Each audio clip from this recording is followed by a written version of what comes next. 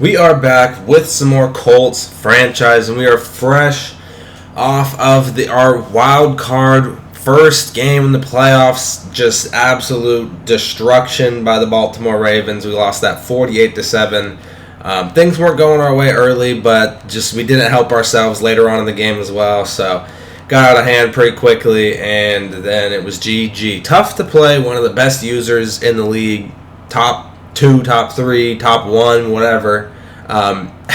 When you get this second seed and you play this man in the wild card, that's just a tough draw. But I'll show you guys the playoff bracket. This is how it is. Browns take the Chiefs, Raiders taking on the Ravens, Cowboys play the Seahawks, and the Bucks play the Bears. Next video after this will be once the Super Bowl's done, and we'll do the re-sign period and all that good stuff. But today, I usually combine these two videos, but I think I'm going to start breaking them up because I think it'll be easier to track. Today, we're going to talk about year 2, second season, how we did, thoughts, and go through just our team and just see, how it goes. We won the division again with some help. It wasn't as convincing this season. Last season, we won it at 13-3. This season, we won it at 12-4. And we needed Tennessee to drop a few games late, and they did, fortunately. So we won the division, got the second seed, lost one more game this season, but did get the second seed last season. We had the third seed, I believe. Last season, we won our wild card game, lost in the divisional to the Raiders. This season, lost to the Ravens in the wild card round.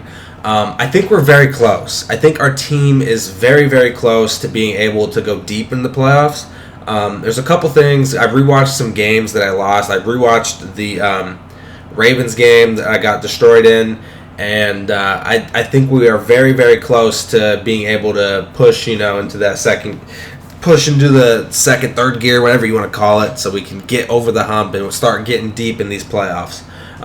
Same thing happened with the Giants. The Giants, we were making playoffs consistently, but we just needed a little bit more pieces, a little bit more time for my players to develop. And then year 6,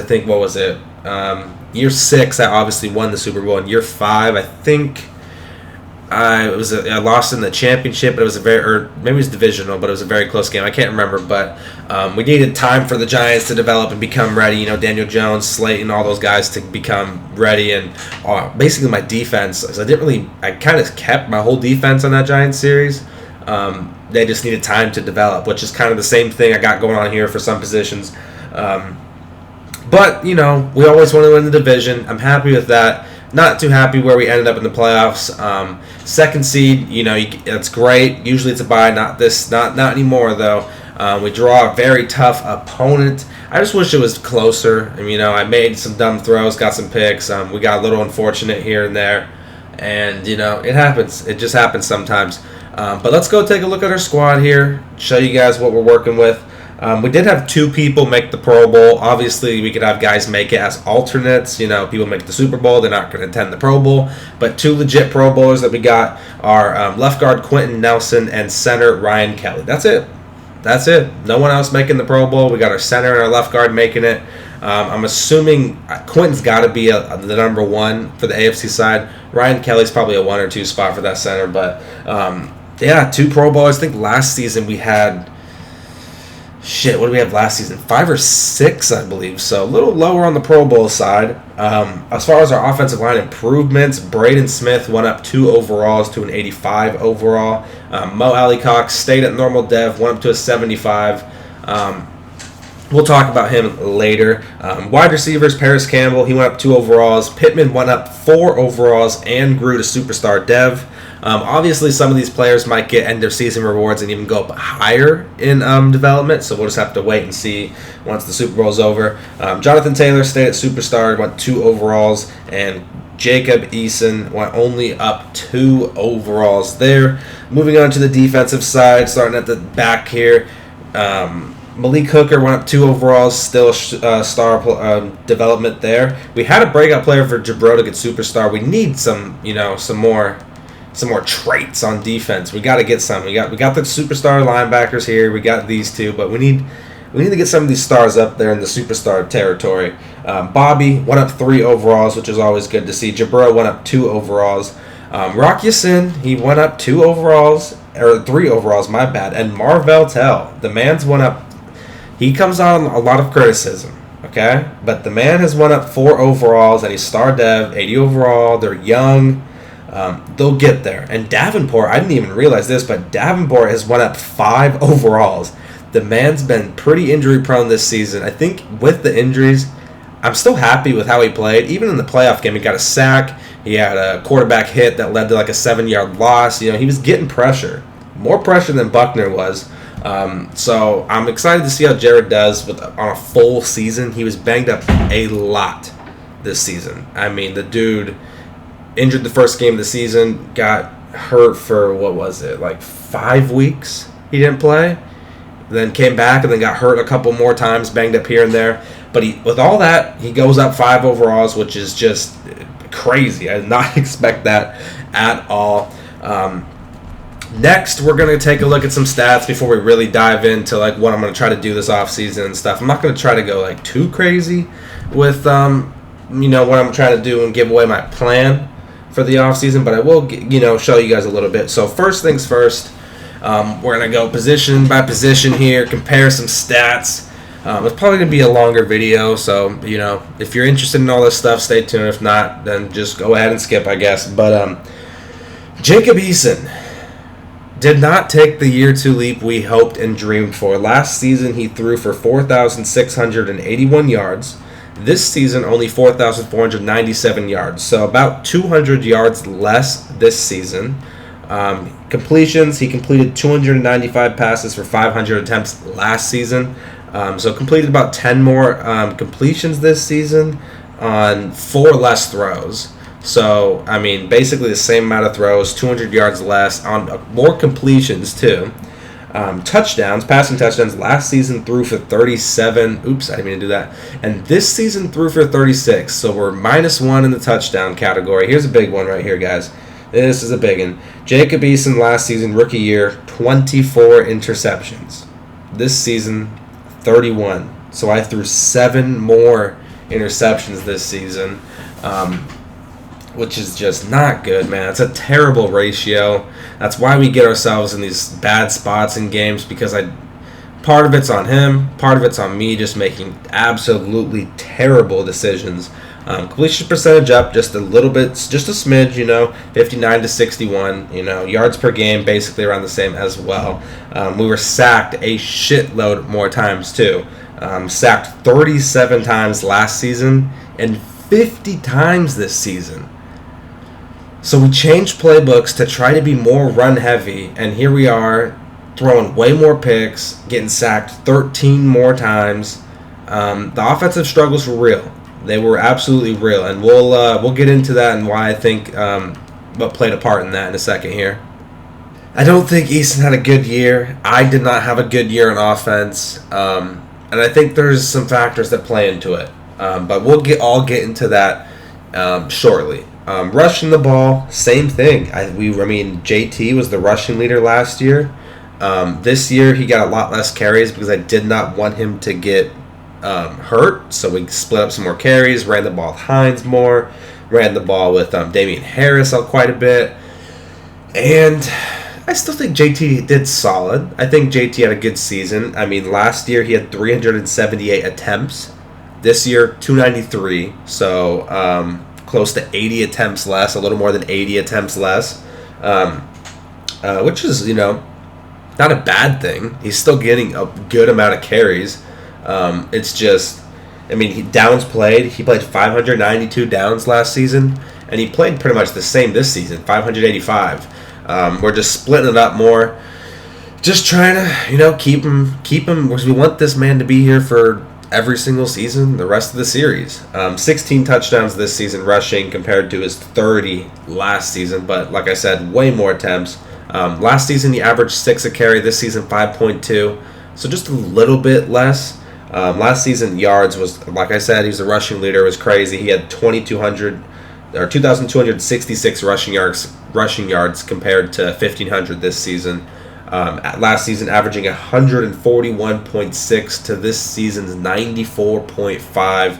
Didn't record a single fumble last season. This season got 3. All of them in one game. Was just a fluke game. Other than that, he held on the ball pretty good if you ask me. So, yards after contact was exactly the same, surprisingly, 474 this season and last season. So, was getting hit earlier this season. I mean, he has 80 less attempts and the same yards after contact than he did last season. So we're just getting hit in the backfield more. I think part of that's due to sliders were being tweaked a little bit at the end of last season to turn down rushing numbers because people were rushing like crazy. So that probably plays just a little bit in it. By the way, I'm recording this late at night, so that's why I'm trying to not be too crazy loud. Damien Harris, he did okay. Comes in, gets some carries here and there. 84 carries, 369 yards, 2 touchdowns. Hines, not bad as well, 47, 268, and 1. Eason had over 100 yards rushing.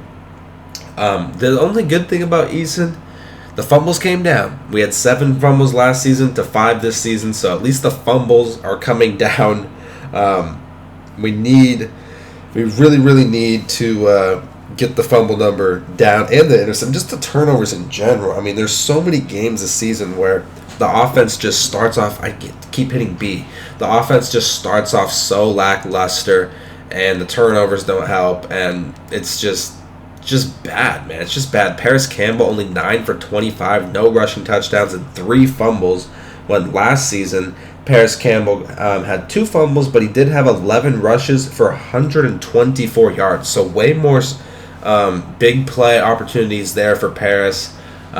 Just nothing really on the ground for him. I mean, no touchdowns, just really nothing. Moving on to receiving. Some interesting things over here, some things to talk about. Last season, Paris Campbell was our leading receiver with 1,073 receiving yards. This season, it was Michael Pittman. We had 2 people over 1,000. Paris almost hit 1,000. So almost 3 people over 1,000, which really, I mean, isn't that bad. We'll compare Pittman first. So last season, Pittman had 44 catches for 673 yards and 8 touchdowns. This season, pretty good season for Pittman. I'm not going to lie. He had a good season. He did, playoffs didn't really come up for us. Had some drops and stuff. But 82 catches, 1,300 yards, 10 touchdowns. I mean, he's a solid receiver. A solid receiver. Mo Alley-Cox last season had 25 catches for 405 yards and 5 touchdowns. Same on the touchdowns. He gets what did he have last season? He had 25 catches compared to this season's 66 catches, just over 1,000 receiving yards. He's just decent. I mean, he makes things happen. He's got some big play potential, but he also drops quite a bit of passes, which is, not a good thing.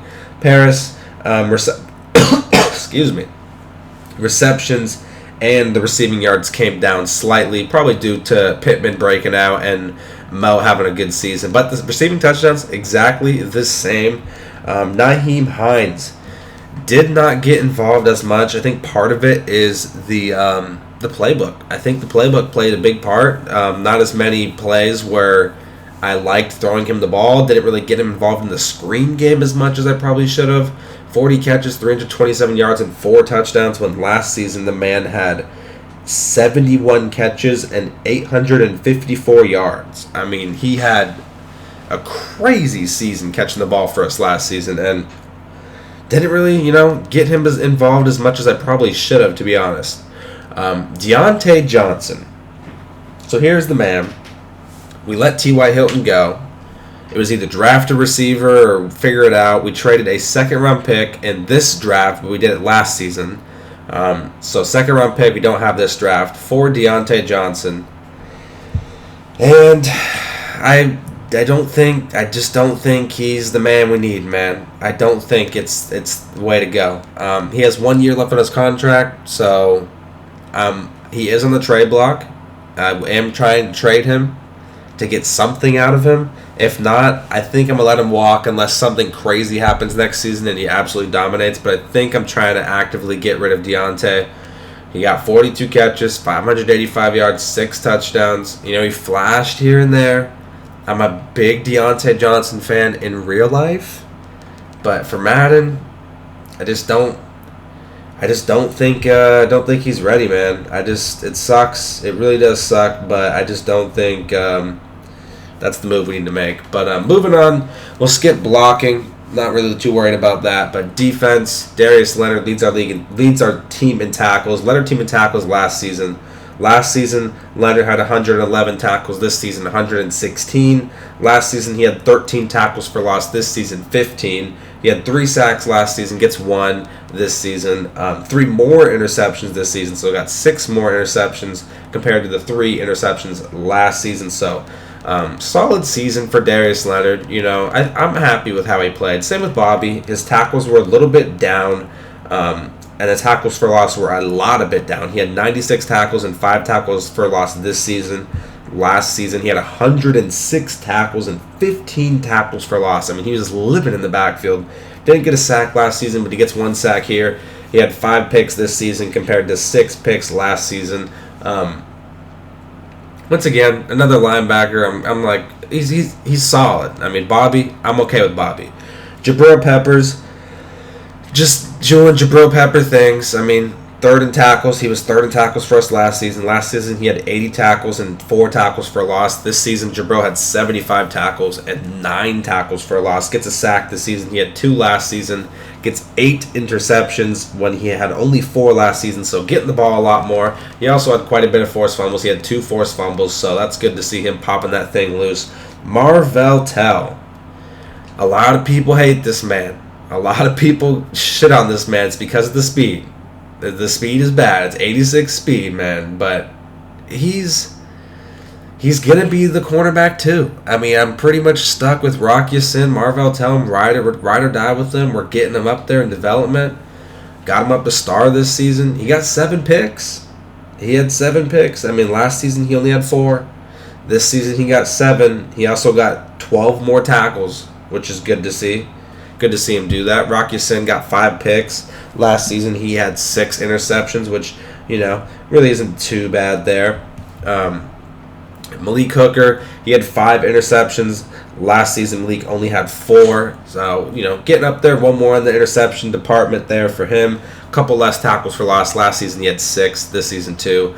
Kenny Moore really isn't really much of a factor. He had no interceptions last season. This season he got 2, but I mean, I guess it's good when you don't hear a quarterback's name, but he doesn't really make any big-time plays. At least he hasn't for us, like, lately, which is quite unfortunate. But, you know, he's going to be our slot. I mean, he's going to be our slot guy. Julian did pretty good. Buckner was hurt for a while, but when he was here, he did good. Where's my other corners? Nicole Roby-Coleman, his contract's up. He's our 4th corner, comes in very rarely in like dime packages and all that good stuff. If the offer is cheap, I think I'll keep him around for another year or 2 just because, you know, he's solid depth. Sky Moore, special teams legend. This dude caused 4 forced fumbles. He led our team in forced fumbles. I'm pretty sure all of them were on special teams too. So Sky Moore just being a monster on special teams, which is what you need, man. It's what you need. Sacks. We went out, and that was the main focus of last year's offseason, was to improve the pass rush. And we'll add up total sacks here. So last season, we had 19, 22, 24, 25 and a half sacks total. 25 and a half sacks total. Let me get my calculator out. Let's see if we pass that 25 and a half. 8 plus 7 plus 5.5 plus 8 plus 7 plus 5.5 plus 4.5 plus 2 plus 1 plus 1. Look at all these plus ones. Plus 1, plus 1, plus 1. Holy shit, I'm about to forget how many ones I need to do. Holy fuck, dude. If I did that correctly, it's 37 sacks, I believe, if I counted that all correctly, which is almost basically 10 more sacks. So, and that's with these 2 being banged up for quite some time, which we probably would have got even more. So I'm very, very happy with that. It seems like we got the pass rush kind of sort of figured out, especially this dude right here, Shaquem Griffin. I don't think he can be an every down defensive end just because he's undersized a little bit. You know, he doesn't have the strength. But pass rushing situations, man, he's coming in. The speed is unbelievable. People thought this was a bum that I traded for. And the dude came away, led our team in sacks with 8. I mean, you can't complain about that. You cannot complain about that. 3 tackles for loss, 8 sacks. He's going to stay coming in on those pass rushing situations and just trying to use that speed and get to the edge, man. It's just, I mean, it's going to happen. The dude's got so much speed. If someone tries to roll out, I mean, he's right there to meet him because he's so quick. D-Buck, like I said, he got hurt, missed quite a bit of time. I think he missed like 5 or 7 games didn't even play. Missed 4 games, so not unfortunate there for him. He had 7 sacks compared to last season's big-time season where he got 15. Not the best season for D-Buck, but he was hurt for a little bit. He did make some big-time plays for us, but not as good as I know he can be. Once we can get our last player match rating, which is week 17 in real life, so when we get to week 17 in real life, I'm going to use it on D-Buck so I can get his X-Factor ability and Superstar abilities. I think they're much, much better than what he's got now. Jared Davenport, how many games did this man play? Like 10 or 11, I think, right? 13? Really? Okay, well, I guess it counts the games that he's went out in. So he went out week 1 with an injury. He went out and he's probably played 10 full games, if I have to guess. But in 10 full games, 8 tackles for a loss, 5.5 sacks. I think that right side's locked up. He's a superstar. He went up 5 overalls.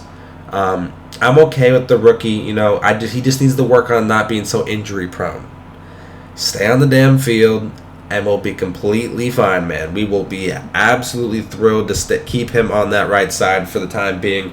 Puna Ford, I mean, I can't complain about Puna either. He made some big-time plays, got 7 tackles for a loss, 4.5 sacks. He even got a pick 6. I mean, you can't complain about that. Our other defensive tackle, Lewis, who we had start for us, or is that who we had start for us who was our second DT last season? I'm trying to look on my videos right now. I guess I don't really remember who our second DT was. I can't remember, but I don't think he got 4.5 sacks. He definitely didn't get a pick 6. So I'm very, very thrilled about that. Kicking, we did okay. Missed 4 field goals, missed only 1 extra point. I harp on myself for missing a lot of field goals, but, not bad. Punting is just punting. Kick returns, nothing too crazy there. We did get that Nyheim Hines punt return for a touchdown, which is good to see. And that is that. That is that for the stats. I'm going to quickly breeze through the yearly awards real quick, just so you guys can see who won stuff. MVP, Lamar Jackson. Coach of the Year, Mike McCarthy. Moving on to the AFC side, Offensive Player of the Year, Lamar Jackson. There was no Colts for there. Defensive Player of the Year, Keanu Neal. There's about a million Bills in here. We did get Darius Leonard, top 10, which is good to see. Offensive Rookie of the Year, Chuba Hubbard for the Jets. No Colts there. Defensive Rookie of the Year, Joseph McIntosh. No Colts on this as well. Best QB, Lamar Jackson. Jacob Eason fell at number 7. Best running back, Derrick Henry. Jonathan Taylor fell all the way down to number 8. Moving over to best wide receiver is Tyreek Hill. Michael Pittman was at number 9. Best offensive lineman was won by Quentin Nelson. So good to see him get that award. Braden Smith at 7. Ryan Kelly at 9. Best defensive lineman, Chris Jones. No Colts there for that one. Best linebacker, Tremaine Edmonds. Darius Leonard at the 6th spot. Best DB, Minkah Fitzpatrick. We did get Jabril sneaking in the top 10, which is good to see. Best kicker, Robbie Gould. Blankenship was at number 6. And moving on to the NFC side, Offensive Player of the Year, Rashad Penny. Defensive Player of the Year, Troy Apke. Offensive Rookie of the Year, Justin Scott. Alex Pierman as Defensive Rookie of the Year. Tom Brady's best quarterback. Rashad Penny, best running back. Best wide receiver, Justin Scott. Zach Martin, best lineman. Aaron Donald, best defensive lineman. Chandler Jones, best linebacker. And Troy Apke is the best DB. Rosas is best kicker. And that is your 2021 awards. Before we get into my team, I do want to show you one more thing, just the league leaders and stuff who won all that stuff. So we'll just breeze through this real quick. Most passing yards, Matt Ryan with 5,885, which is absolutely insane. He also had 50 touchdowns compared to Tom had 50 touchdowns as well. We were up there in one of the league leaders in picks, which is not good. Dwayne had the most picks with 46, but we're up here, man. We're up here with our 31 right there. Not good. Got to turn that down. Rushing leader, was Rashad Penny with 1,698. I was top 5 with JT, which is good to see. I think who got rushing? Oh, Kalen Ballage with the 24 rushing touchdowns. Jesus, man. Receiving leader in receptions. Looks like OBJ. Oh, Henry Ruggs with 120. Jay Sternberger. Okay, wouldn't expect him to be up there. Receiving yards leader, Julio Jones with 1,965. Justin Scott's got an absurd amount of touchdowns. This looks like frickin' Darius Slayton Jr. This dude's got 27 touchdowns, which is just retarded. Like, that is just crazy, man. Tackle leader, Devin White, 182 tackles, which is fucking crazy. Tackles for loss leader, Kenny Clark with 26. Sack leader, we got Aaron Donald, 22.5. I mean, it's going to be tough to anyone to beat Aaron Donald. That dude's an absolute freak. Interception leader, Troy, 16 interceptions. That dude's just got way too much speed. He covers so much ground. Forced fumbles leader is indeed Aaron Donald. And Sky Moore tied for second, man, up here with 4. That's how you know the man had a crazy season on special teams. 4 forced fumbles for special teams. Rosas, 100% from field goal. Okay, Rosas is being a beast. And Johnny Hecker as the punter in terms of yards. So that is that. There's really not much else to talk about. I want to talk about just a few more things here before we end the video. First things first is the playbook. Now, I was not a fan of the Colts playbook, so I wanted better running plays. Well, Kyle Shanahan basically can turn anyone into a god running, so I was like, you know what? Let me give this playbook a try. And I'm still not sure if I want to keep this playbook another year and try it again or get a new one. But I don't know. Because I think one of our big problems is our receivers. I mean, I really do think the receivers are a massive issue right now. They can't beat man coverage. Pittman can sometimes win those contested catches, but he also, like the playoff game, if you go back and watch it, he had drops. There was a third and 1, I believe, on an in route, dropped. I mean, it happened. And then the pick in the end zone where it's man coverage. I think it was Marcus Peters or Marlon Humphrey was on his left shoulder, and he's breaking out. I'm just praying. I'm like, okay, I got my sights locked on. I'm going to my quote-unquote best receiver. I'm hoping he can win it, break outside, get by his man, catch it for a touchdown. Nope. Does not. Breaks outside, does nothing, and the dude catches it. Or throws an interception. Oh my god, my cat just went fucking crazy. That fucking scared me. You guys probably heard that, dude. He fucking just came popping up out of nowhere. But if we look at the stats, I mean, it backs it up. I mean, look at the route running, man. I mean, everything else looks beautiful. Spec catch, catching traffic, even release. 91? That's amazing. And then you go to, the speed's a little low, okay. But 83 short and medium and 73 deep? That's not that good, man. That's not that good. Then you go over to my second receiver that I had playing out wide. Deontay Johnson. Look at his route running. 77, 82, 81. His release isn't even that great. He's got okay speed. Paris Campbell's got really good speed, but his route running, same damn thing. 81, 80, 76. Release is very, very poor. Man coverage is very difficult for me to beat. Even Mo's route running is god-awful. I'm surprised they even got this dude over 1,000 yards just by looking at his stats. 75 short, 67 medium, and 60 deep route? I mean, it's one thing to beat consistently zone because you just find the spots and you throw into the holes in the zone. I mean, there's always going to be holes in the zone, so that's one thing. But I mean, look at Colby, 71, 65, and 52 deep. I don't got a solid route runner that can just go and just win matchups. Pittman can go win matchups sometimes with his height and his size and can go up and win 50-50s sometimes. Paris can sometimes do it just because he's so fast, so there's times where he just outruns him. But I don't have that, for sure guy. Like the Giants. I had Slayton, and he was fast. He was tall. He had good hands. He had great route running. I had literally everything with him, and it was like a crucial third down. He would, most of the time, if he's open, would come down with it. And I don't have that. So that's why I'm not like totally trying to give up the 49ers playbook. I'm still thinking about it because I think my receiving options are a huge problem. And when people run man, I tend to force stuff a lot. Just an example, last game, against the Ravens. I mean, that end zone target, man coverage, I'm going to Pittman. I did have Paris Campbell wide open on that underneath. But I was just, it's man. I'm trusting my, best receiver to just win in man coverage, and they can't. And he just can't. And there's multiple, and I think that's part of the reason why we got sacked so much, because we weren't running the ball as effectively that we did last season. So I'm dropping back in the pocket, and I'm looking, and there's just, people are just getting strapped up. I memean, man coverage just ruins. I got no one that could beat man coverage consistently.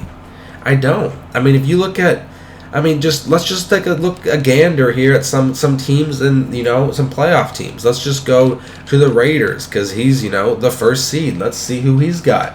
Let's see if he's got people that can, get by in man coverage. Oops, I went to depth chart. I wanted to go to the roster. But I think I really need to bring in this offseason a big-time fucking receiver to help out. I mean, I really think that's a massive need for us. Because then you look at some of the top guys here. Darren Waller. Let's take a look at Darren Waller's route running. 84 short, 80 medium, 74 deep for a tight end. Absolutely brilliant. Absolutely freaking brilliant for a tight end. Wide receiver, Henry Ruggs. We already know the dude's got lightning freaking speed. He's got 92 medium and 96 deep. I mean, just electric. Brian Edwards probably has some solid route running too. I wouldn't even be surprised. Look at this, 84-84. I don't even got that. I don't got that. Let's take a look at another team that's doing pretty good. The Ravens. Marquis Brown. Obviously, lightning freaking speed. 91 short, 95 medium, 91 deep. I mean, then we go to his tight ends. He's got about 6,000 tight ends over here that are absolutely legendary. Gronk's got some okay stuff for a tight end. Mark Andrews got some very nice stats. 81 short, 80 medium, 78 deep for a tight end. That's legendary. We already know about Bill Burr's cousin. Dude, he's a freaking monster. Let's go take a look at who else is doing good. The fucking Chiefs in the AFC. Oh, who do the Chiefs have? Well, they have Mecole Hardman, who's a 92 fucking X Factor. 87, 86, 92 on the route running. I mean, who else we want to look at? The Browns. Let's look at the Browns. Who do they got? Who do they have? Oh, they have Jarvis Landry. Let's look at his stats. Look at these route running. 90, 89, 85. Oh, wait. A superstar wide receiver that's young. This dude's probably got good stuff. He's got 85 medium. I mean, I don't have a guy that can get open on man. Like, there's times where, like, Malik Hooker will be on, like, an out or an in or a little corner route or something, and I see he's lined up on a linebacker or a safety, and I'm like, okay, I like this matchup. I'm going to him. If it looks like it's looking good, I'm going to time it right when he breaks. The ball's going to be there. He's going to catch it. It's like a 40% chance that he catches it. I mean, there's times where Mo makes crazy plays, and I'm hyped, but we cannot beat man coverage consistently, and it pisses me off, man. People literally can just run man all day on me, blitz. They can just, and then that means they can just stack the box, and make it so that JT, because they can send 6-7 people on me all day long, and clamp up the run, which forces me in the long passing situations, and we can't get open, and we just can't. And the offensive line, it's pretty damn solid. We'll see what we're going to do with left tackle and right guard next season, but Quentin, Kelly, and Smith are all staying here. They're all going to be here. So I don't know what I'm going to do. I don't know if Pittman's ready to be a wide receiver one. I might be making a big-time move. There's a big-time receiver in free agency. I might be, getting a big-time receiver or something.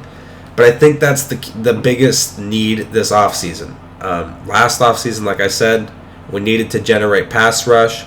We needed to get people in to help our pass rush. We did. We got about 10 more sacks this season than we did last season, so I'm happy with that. But now the biggest need, and it's clear and obvious to me, is I need a better receiver that's got better route running, that can win one-on-one matchups against solid corners. I mean, you put Pittman on a good corner, and he's getting strapped up. Like, I think Marcus Peters was the one on him most of the time. And what did Pittman do in the playoffs? 2 catches? He really didn't do fuck all. I mean, Deontay didn't do anything besides one bomb where he's wide open, and I believe I also had Malik Hooker wide open for a touchdown. I decided I didn't see him though, so I threw it to Deontay. I mean, it's so clear to me that I just don't think Pittman had the breakout season. He got the superstar, he's looking somewhat decent so far. Just don't think he's ready to be that number one guy. But let me know what you guys think. We still have the final re-sign stage, which is coming up after the Super Bowl. So we'll talk more in depth about some players and who we're going to re-sign and stuff. Pretty bummed on how our second season went, but it is what it is. Hopefully you guys enjoyed it. Let me know all your thoughts about the playoff game, how the season went, players, all that good stuff. And I'll see you guys in the next one.